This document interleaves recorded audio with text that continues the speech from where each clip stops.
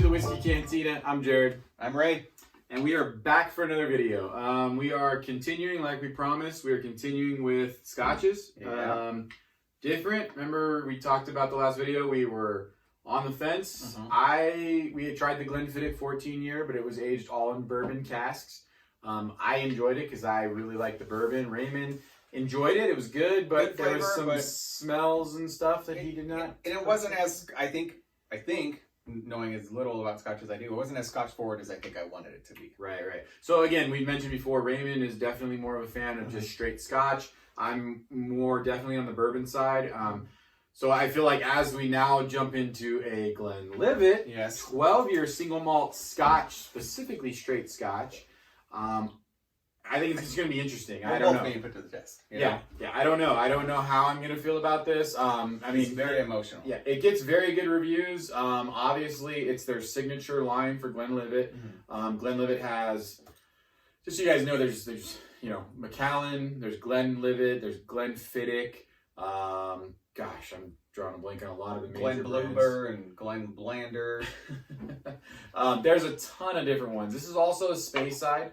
Just like we mentioned in the previous video, there's that 5 areas, the 5 regions of Scotland. So this is a Speyside. Very similar color to the Glenfiddich. So usually I say we got a very exciting video for you today, but we're talking about bourbon in that case. I'm hoping this is a very exciting video. I am not going to lie. He's apprehensive. I'm apprehensive. I am, folks. But now, that being said, this is double oaked, so this is similar to your. So this is aged in an extra charred barrel, just like bourbons. 100% malted barley, 12 years. Lower proof than the 80 proof, yeah. Yes, the Glenfiddich. Yeah, so the 86, right? 83. 83. No, 86. 86 proof. 86 proof. Yeah. So the Glenfiddich was 86. This is 80. Raymond kind of mentioned, and you want to go into that a little bit about the Irish comparison in the last video, and you were also talking about the lower proof profile as well. Oh man, you put me on the spot. I don't exactly recall. I remember they both tasted like banana. I can give you that much. All right, way to dive deep. Hey, what can I do? I'm only going to be honest. Now, different. It is different. They're still picking up on some of the banana though. It's a little. I get a little bit more of the burn. Now, you know what's funny is you mentioned that. What is that? I don't want to say what you said. Well, no. The musty. Musty, yeah. Yeah. I was going to say feet.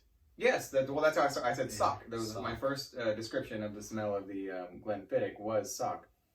So it's just musty to you? Just still much more, yeah. Totally, yeah. It's still sweet though. It is sweet.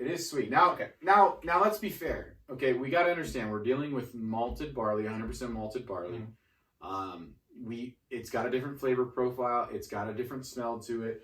We do get a little bit of the oakiness and the caramels from the barrels that they're aged in. This is a double oak, but you're not going to get the same notes that you get on a specifically like a bourbon or even you're not getting any of the rye. Yeah. You're not getting any of the. I mean, you're getting all barley. Yeah. Whereas, exactly. A little bit. That's what kind of makes it exciting. Now it is sweet.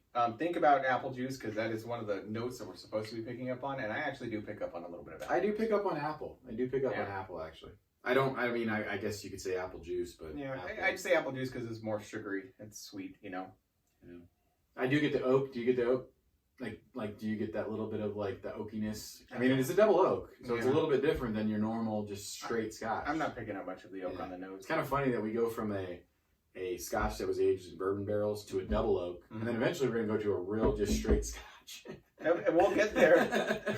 We're definitely dipping our toes in the water, folks. 12 years. Let's go in. Let's go.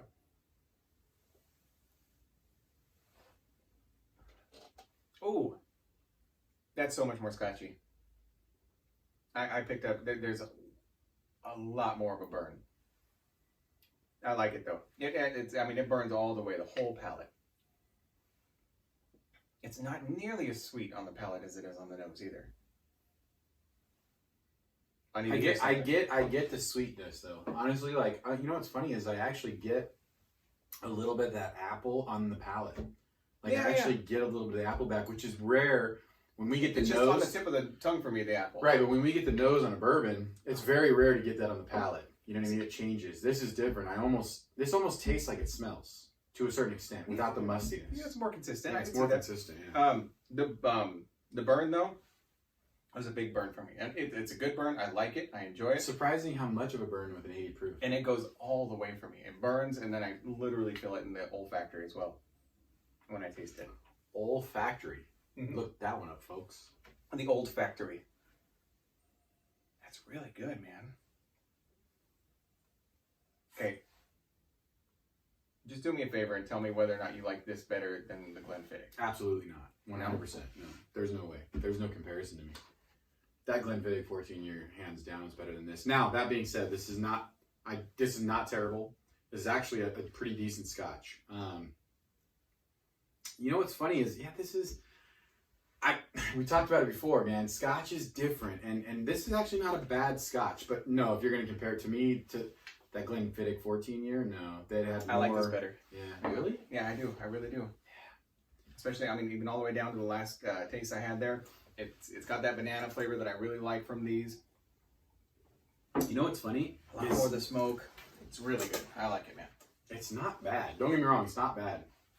You know what's funny is you mentioned that musty on the last one, and I didn't catch it really. And then now that's kind of like all I'm getting.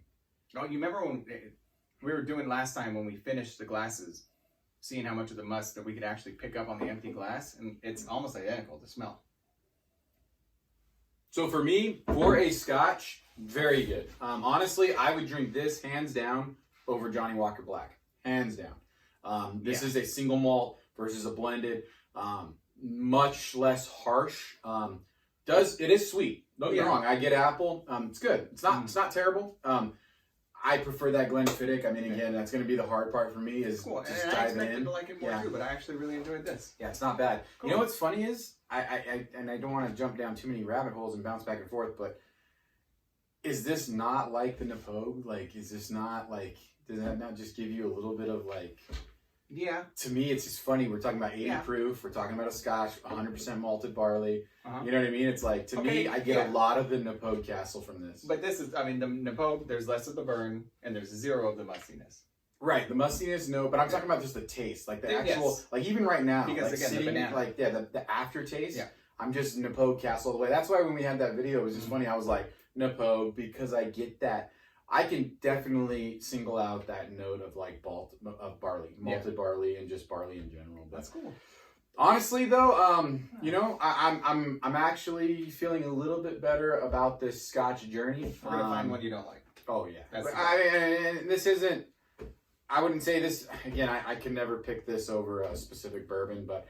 To each their own. A lot of people enjoy Scotches. I am excited for Scotches. I really want to get into the peated Scotches. Yes, that's we're both very excited about. Yeah, Raymond's never had a peated Scotch, like specifically peated.